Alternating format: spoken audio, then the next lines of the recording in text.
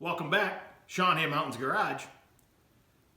In the last few videos, when I told you I was going to weld a fitting on the water pump, weld fittings on the valve covers, and make a catch can, what I didn't say is I've had my TIG welder since 2007, and other than a few brackets and fittings in aluminum, which didn't go very well, I've never considered myself even a decent aluminum welder. In fact, I hate it with a passion. But I had to get over that.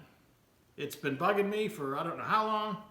So this week, I was determined to do it. I had some excellent input from a few subscribers and a few friends, and some help along the way.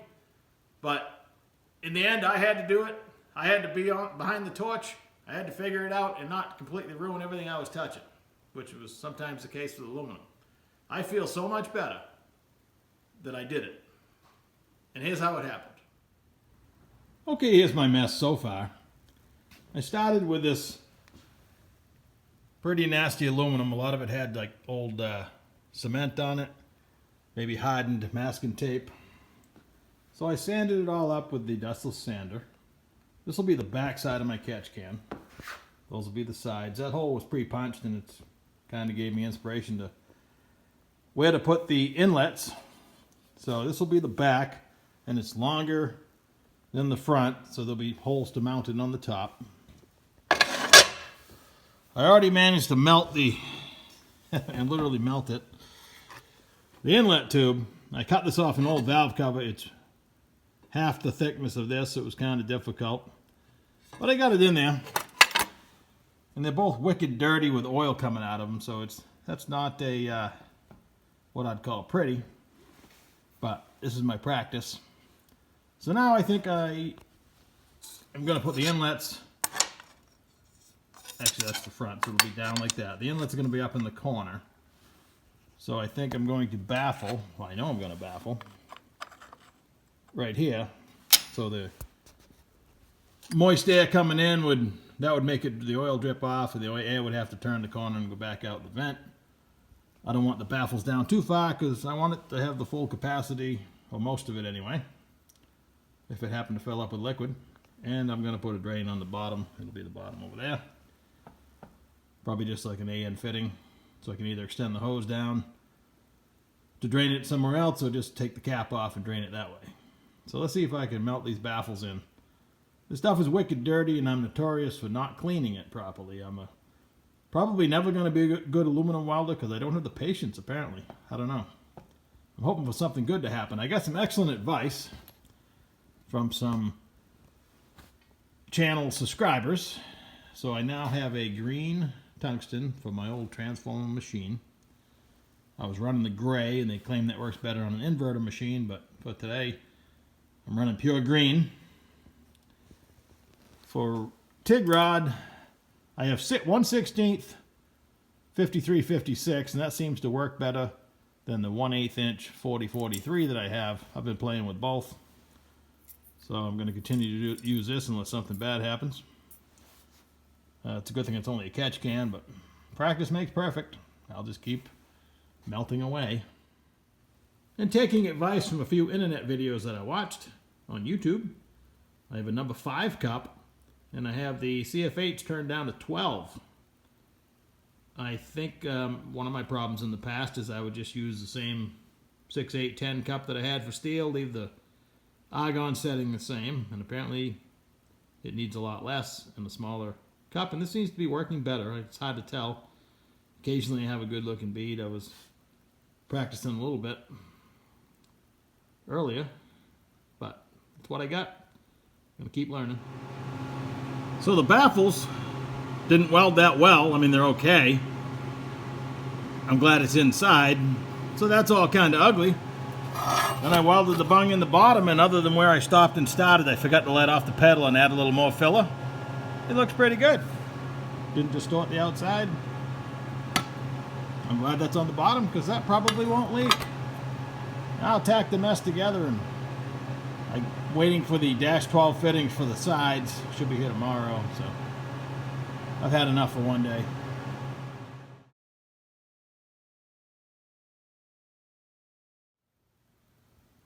These relatively cheap spring-loaded hole saws that I bought online work really well. I'm impressed for a cheap piece of junk. So I wasn't content to just tack it. I wanted to still work on my technique, which needs lots of work, but we're getting there. The inside corner like this takes a lot more filler rod than the outside corner. This one you can see where I tacked it there, there, and there, but otherwise I was smoking right along. I'm not even ashamed of that. So I think the side caps, end caps, what do you want to call them, should be a piece of cake. So if they show up, my Dash 12 bunks show up tomorrow, we might even knock this thing out. I got a lot further than I thought I would. I just wouldn't take no for an answer. Me telling myself, no, I'm not good at it. It's gonna come out like poop. Well, just keep moving forward. You gotta break a lot of eggs, they say. All right, we'll see what happens tomorrow. I was reviewing my footage I already shot. I'm not sure why I called that the inlet. Clearly that's where the breather goes, some version of this. And the inlets will be one on each side, one from each valve cover. There, now I'm clear on that. Now I'm going to call it a day. So it's the next day, it's Friday.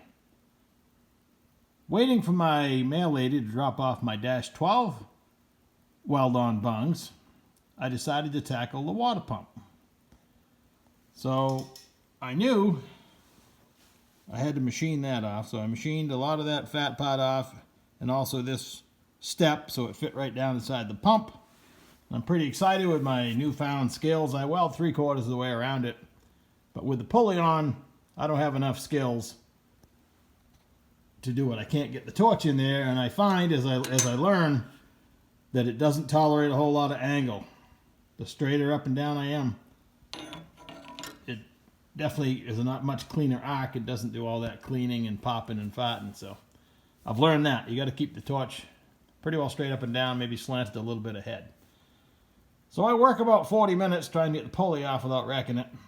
That combination of pullers and a little bit of heat, propane, I got it off and I finished welding it, no problem. Well, I go to finish welding it, and like a fool, I flip it up on the bench. That's touching the bench. I forgot to put the ground clamp on and blew that fitting to smithereens. But I have another one, and now I will try to reassemble the water pump. And the mail lady just brought my fittings, so I can probably go back to working on my tank. I tried using my power steering puller, but it's like a half size. That kind of looks like a power steering rig, but it's halfway between the two size shells I had, so that didn't work. Size difference between a 20 AN and a 12 AN fitting. So in the mail with my 412 fittings was my ICT billet dual 1/8 inch pipe turbo feed and M16 oil pressure thread on this side. A subscriber explained to me that the Holly that I don't have yet will read oil pressure during the run on the stock sender. So that's cool. So I'll incorporate that. And the dual feeds here. I prefer this direction. They claim if they go straight in, if you're not careful, you restrict flow to the rest of the engine. So this makes sure the fittings don't interfere. And I can't wait to read through the mini catalog that I half sliced open with my razor knife, opening the box, because, you know, it happens. But the best part, decal. That's the first thing I did, is find something to stick it on. Having a press is really handy. Having a good selection of round things, also handy. They go hand in hand. In this case, I found a piece of round tubing that fit. There's a round circle on the back of the water pump. The actual pump bolts in the back of this housing. And I knew that the shafts stuck just barely through the pulley, so I needed a couple of washers so I could get the pulley down past. And I heated it. I stopped and heated it a few times on the way down, not to stress anything too much. And other than changing the fitting, I think it's going to live. It was touch and go, let's face it. You start taking stuff apart, you never know. Unfortunately, what I have done here is if I ever broke down on the side of the road, if I was doing drag week or something, which I probably never will, but if I did, I just made an off-the-shelf part pretty much not off the shelf, but you could always improvise, adapt, and overcome. I got the dash 12s welded from the inside. I got one side tacked on. Let's see if I can make the other side fit.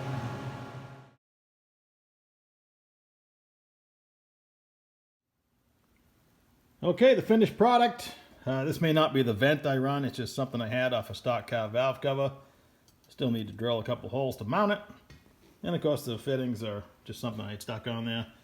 And the drain doesn't match, but who cares? I do believe I'm going to do some engine turning. I kind of like that. I just use a Scotch-Brite pad and the drill press. I've always liked that look. But yeah, I am going to air test it. I'll put 3 caps on it and blow in the vent. Maybe underwater, make sure it doesn't leak. But a little bit of testing, a little bit of prettying up. All in all, I mean, it came out pretty good. For a hack. You can see everywhere I stop and start. The secret, I got better, is to just keep going. Of course, you always get better on the back where it doesn't show, but other than where I tacked it, things went pretty smooth. So that's the basic concept anyway. It'll probably mount where the heater box used to be. And these will head over to the engine, maybe extend the drain. The filter, I don't know, could turn it around. Probably get something nicer, but hey, it's a catch can.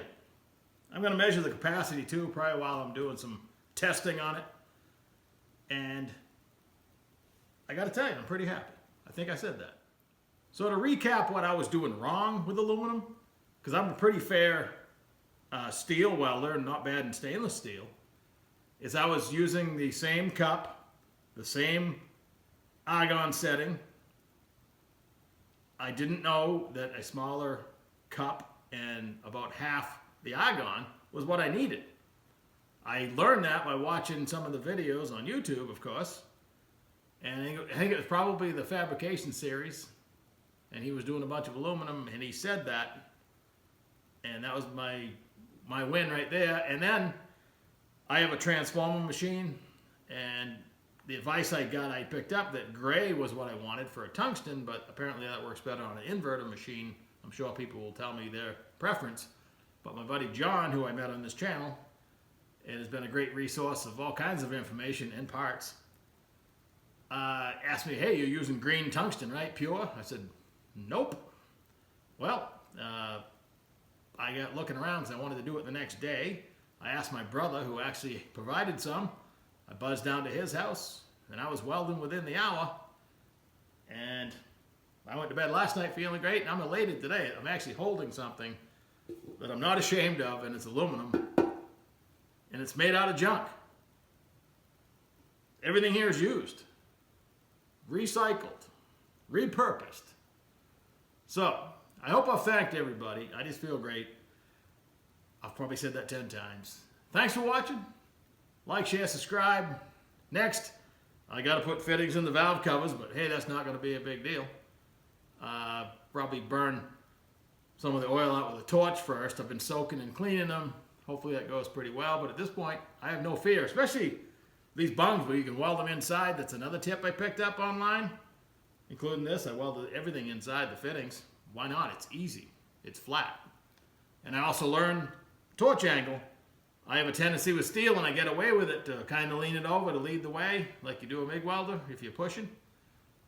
Doesn't work on AC. It'll do that buzzing when it's trying to clean it. Whatever brains it has inside it, it needs to be straight up and down. It'll instantly go to just a nice clean arc, and off you go. I was welding this as fast as I could possibly stick the rod in it. I wasn't too hot. I wasn't burning through. I mastered not burning through. Mastered the tack. Stay away from the corners. I'd do everything back here, and then I'd just do the corners in little pieces anywhere where you could burn through. You got to be careful. You got to go slow. Hit it afterwards. In this case, everything was vented, but if you're welding roll cage tubing or anything boxed in, you got to let it cool off if it's not going to have an opening, and then do the last little piece.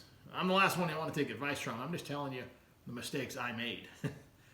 And I'm really good at pinpointing my mistakes, and I'm not afraid to say so. So thanks for watching. Catch you next time.